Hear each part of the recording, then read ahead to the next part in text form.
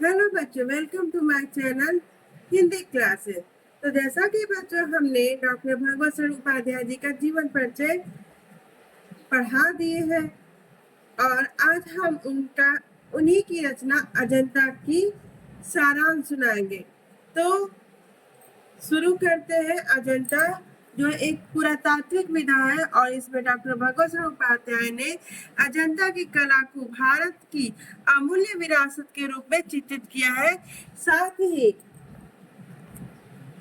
साथ ही अजंता की गुफाओं में चित्रित चित्रों के सौंदर्य तथा उनकी सजीवता का मनोहारी वर्णन किया है। तो शुरू करते हैं। अजंता जो एक पुरातात्विक विधा है उसका सारांश। तो अजंता को हम मुख्य बिंदुओं के द्वारा इसका सारांश सुनाएंगे। तो सबसे पहले है पत्थरों पर खुदी जीवन गाथा। तो ये सोचने वाली है कि पहले के लोग, प्राचीन लोग पत्थरों पर ही अपनी जीवन की कहानी को क्यों खोदते थे। तो इसके बारे में लिखा गया, सुनिए। जीवन को अमर बनाने के लिए मानव ने अनेक प्रयास किए। अपने जीवन को तो अमर नहीं बना सकता था, किंतु अपनी सफलताओं की कहानी को आने वाली पीढ़ियों तक पहुंचाने के लिए उसने अनेक उपाय सोचे। बड़े बड़े पहाड़ों को खोदकर चट्टानों पर अपने संदेश खोदे। ऊंचे ऊंचे पत्थरों के खंभे, तांबे और पीतल के पत्थरों पर खोदे सुंदर अक्षर, सुंदर उपदेश व संदेश। उनके जीवन मरण की गाथाएं आज हमारी अमूल्य विरासत बन गई है। तो उसी विरासत के रूप में अजंता की गुफा भी उनमें से एक है। तो अब हम दूसरा मुख्य बिंदु देखेंगे। अजंता की कला भारत की अमूल्य विरासत है। तो इसमें है कि अजंता की कला भारत के अमूल्य विरासत के रूप में कैसे है और क्यों है। तो देखिए बच्चों, पहाड़ों को काटकर मंदिर बनाने की स्थापत्य कला का प्रारंभ लगभग 2,500 वर्ष पूर्व ही हो गया था। अजंता की गुफाएं इन्हीं प्राचीन गुफाओं में से एक है। गुफा मंदिरों में सबसे प्रसिद्ध अजंता की गुफा है। गुफा मंदिरों में सबसे प्रसिद्ध कौन सी गुफा है? अजंता की गुफा है, जिनकी दीवारों व छतों पर भारतीय संस्कृति के उत्कृष्ट कोटि के चित्र खोदकर बनाए गए हैं। इस कला ने विदेशियों को अपनी तरफ आकृष्ट किया। चीन व श्रीलंका ने भी इन्हीं की तरह नकल करके चित्र बनाए। अजंता के चित्र देखने में अत्यंत सुंदर है। छैनी हथौड़े से खोद खोद कर सुंदर आकृतियां बनाई गईं और चित्रकार उनमें खूबसूरत रंग भरते गए।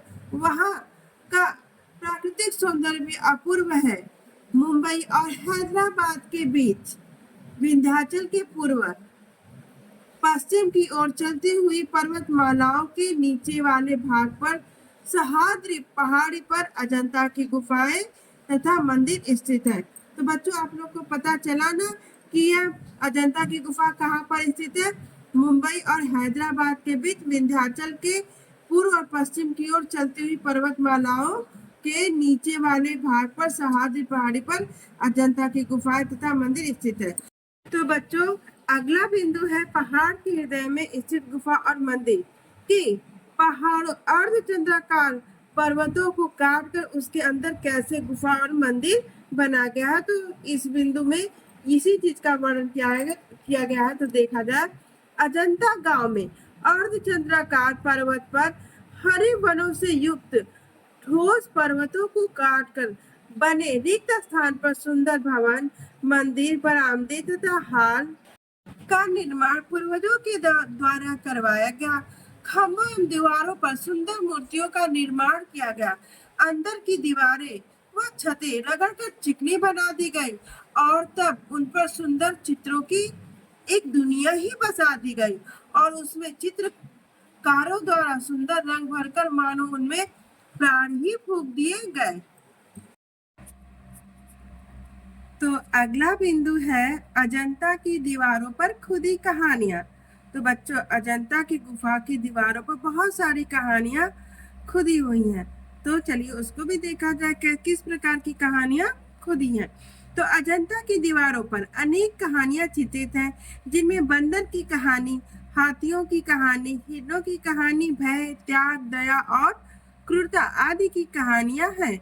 एक तरफ पाप व बेरहमी दिखाई गई है, तो दूसरी ओर क्षमा व दया के भाव। राजा और कंगले, विलासी और भिक्षु, नर और नारी, मनुष्य और पशु, हैवान की हैवानियत और इंसान की इंसानियत, जीवन का कोई भी क्षेत्र इन चित्रों में अछूता नहीं रहा है। अगला बिंदु है गुफा की दीवारों पर बुद्ध चरित एवं जातक कथाएं। तो जातक कथा वे जिसमें भगवान बुद्ध के पूर्व जन्मों की कथाएं वर्णित है, उसको हम जातक कथाएं कहते हैं। चलिए देखिए इसमें क्या लिखा है। महात्मा बुद्ध के जीवन से संबंधित अनेक कथाएं, उनके जन्म से लेकर निर्वाण तक की प्रमुख घटनाएं उन दीवारों पर ऐसे अंकित कर दी गई हैं कि दर्शक उन्हें देखकर मंत्र मुग्ध से हो जाते हैं। उनकी आंखें मानो वहीं पर अटक कर रह जाती हैं, वहां से हटना ही नहीं चाहती। इन्हीं चित्रों में बुद्ध एक हाथ में कमल लिए खड़े हैं, जिसमें उनके नेत्रों की चमक एवं लालिमा का सौंदर्य दर्शनीय है। पास ही यशोधरा भी कमल नाल पकड़कर त्रिभंगी मुद्रा में खड़ी है। यह चित्र अत्यंत जीवंत सा प्रतीत हो रहा है। भगवान बुद्ध के महाभिनिष्क्रमण के समय गौतम बुद्ध ज्ञान प्राप्ति के निमित्त गृह त्याग कर जाते हुए दिखाई दे रहे हैं, और बुद्ध की पत्नी यशोधरा एवं उनका पुत्र राहुल निद्रा की अवस्था में निमग्न है। गौतम बुद्ध के महाभिनिष्क्रमण का यह चित्र अत्यंत जीवंत है, जिसमें बुद्ध का अपनी पत्नी एवं पुत्र से वियोग के समय मानो हृदय धड़क रहा हो, लेकिन वे अपने हृदय की भावनाओं पर नियंत्रण पा चुके हैं। लेखक एक अन्य चित्र के माध्यम से भगवान बुद्ध के भिक्षा मांगने का वर्णन करते हुए कहते हैं कि गौतम बुद्ध के साथ उनका भाई नंद खड़ा है, जिन्हें स्वयं उनकी पत्नी द्वारा गौतम बुद्ध के पास भेजा गया था। उसने उनको वापस लेकर आने के लिए भेजा था, क्योंकि सुंदरी ने गौतम बुद्ध को बिना भिक्षा दिए वापस कर दिया था। किंतु स्थिति के विपरीत नंद बुद्ध के उपदेशों प्रवचनों से इतने प्रभावित हुए कि स्वयं उनके साथ भिक्षु बन गए। अर्थात जो अपने भाई बुद्ध को वापस लाने के लिए गए थे, किंतु बुद्ध की शिक्षाओं व उपदेशों से प्रभावित होकर वह भिक्षु बन गए। वे बार बार वहां से जाते हैं, किंतु बार बार उन्हें संघ से वापस बुला लिया जाता। दूसरी ओर एक और चित्र में यशोधरा अपने पुत्र राहुल के साथ खड़ी है। दूसरी तरफ बंदरों के गतिमान चित्र सरोवर में जल विहार करता गजराज कमल नाल तोड़कर हथिनियों को दे रहा है। उधर महलों में प्याले पर प्याले के चलते दौर और दम तोड़ती रानी का चित्र है। खाने खिलाने, बसने बसाने, नाचने गाने, ऊंच नीच, धनी निर्धन आदि के जितने चित्र हो सकते हैं, वे सब अजंता की गुफाओं की दीवारों पर देखे जा सकते हैं।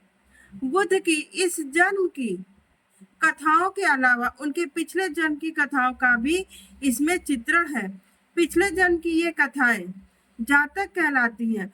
उनकी संख्या 555 है। उनका संग्रह जातक नाम से प्रसिद्ध है, जिसका बौद्ध धर्म के अनुयायियों में बहुत सम्मान है। इनमें बुद्ध पिछले जन्मों में गज, बंदर, मृग आदि के रूपों में पैदा हुए थे।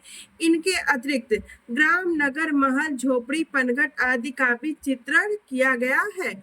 अजंता की गुफाएं चित्रकला का अलौकिक नमूना है। तो आप लोग को पता ही चल गया कि अजंता की गुफाएं चित्रकला का एक अलौकिक नमूना है। तो देखा जाए, अजंता का संसार की चित्रकलाओं में अलौकिक स्थान है।